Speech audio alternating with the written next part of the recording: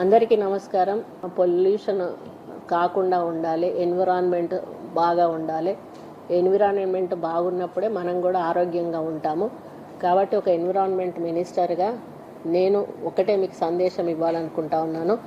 ఇటువంటి plastic bottles దయచేసి use చేయకండి. దీనివల్ల పర్యావరణంలో పరిరక్షణకు ప్రాబ్లం అవుతుంది.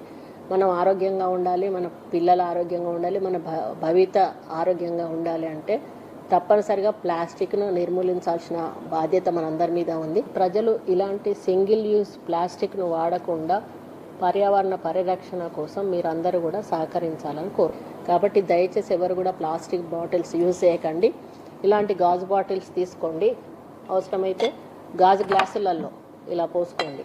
అంతే తప్పితే దయచేసి బాటిల్స్ వాడకండి. ఇది నా రిక్వెస్ట్. ఇది మన కోసం, మనందరి కోసం, మన భవిష్యత్తు కోసం అని తెలియజేసుకుంటూ సెలవు తీసుకుంటాం.